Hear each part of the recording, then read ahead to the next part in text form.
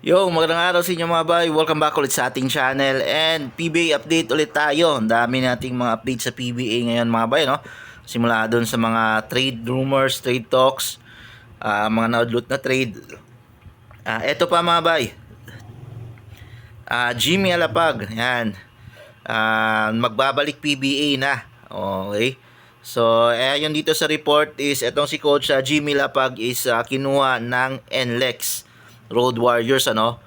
Okay, pero ito yung twist diyan na mga bay, no. Ayon sa report, hindi head coach yung posibleng maging posisyon nitong si Coach Jimmy Alapag, ano, habang pabalik siya dito sa PBA under NLEX Road Warriors. Okay, so ayon sa mga report, ngayon until now hanggang I think Sabado kasi Sunday darating si Coach Jimmy, hindi pa naman 50-50 pa kung magiging head coach ba siya talaga or hindi. Okay, so ito yung report. So currently pala itong si Coach Jongoy Chico is expired na yung kontrata sa NLEX. Pero siya pa rin yung kumbaga nagiging head coach. Okay, parang interim coach ng NLEX sa ngayon habang wala pa silang napag-uusapang contract extension dito kay Coach Jong, mga bay, no? Pero ayon sa report and kay Coach Jong, nag-usap naman daw sa sila ng management ng NLEX and nasa mabuting kamay naman daw itong si Coach Jong and mukhang mariretain pa rin siya as a head coach ng NLEX Road Warriors. Okay, kasi ito namang si Coach Jong, in fairness naman sa kanya, no, nung hinawakan niya yung NLEX, steady or kumbaga steady lang yung performance ng NLEX. Nag number 1 pa nga sila last Commissioner's Cup. Yun nga lang, nadali lang sila ng TNT o yung tinatawag nilang Sagip Ko Pamilya, no, ng sister team nila. Pero maganda yung performance ng NLEX under Coach Jong.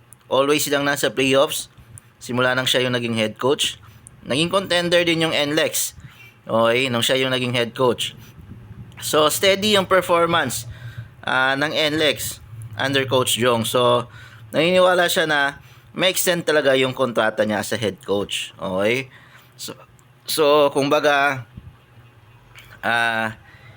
hindi pa siya papalitan talaga ni Coach Jimmy. So ano ba yung magiging role ni Coach Jimmy dito sa NLEX? So ayon sa report, siya yung magiging consultant ng NLEX Road Warriors. Okay? Pero kumbaga kasi syempre hindi naman pwedeng bago ka para sa PBA maging head coach ka na kaagad diretso. So kumbaga sa mababang posisyon muna itong si Coach Jimmy. So para magamay niya yung sistema sa PBA, ano, kasi iba yung NBA sa PBA. So kahit nasabihin nating 6 years yung experience niya sa PBA, pero iba pa sa NBA, hindi niya pa gamay yung PBA kahit na naging player siya dito.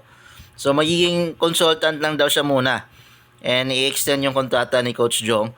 And in the future, posibleng siya din yung maging pamalit na head coach ng NLEX kapalit ni Jong Ichiko. Kung baka binibigyan pa nilang NLEX si Coach Jong ng last chance as a head coach talaga. And yun nga, kung hindi pa rin talaga makapag-deliver siguro ng championship yung NLEX under Coach Jong, baka next season doon na papasok si Coach Jimmy bilang head coach ng NLEX Road Warriors. Okay, baka doon na siya ma-promote talaga next season. Pero ngayon, Sunday daw siya darating, head consultant siya ng NLEX, hindi pa siya talaga head coach pa. Pero pwede pa yung mabago mga bay, no, kasi wala pang extension na in-offer kay Coach Jong.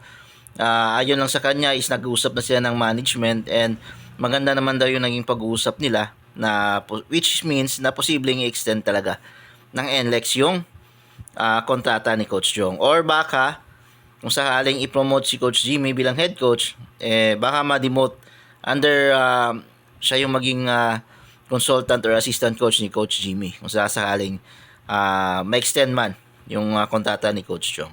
So yun lang yung update natin mga bay. Maraming salamat sa panonood.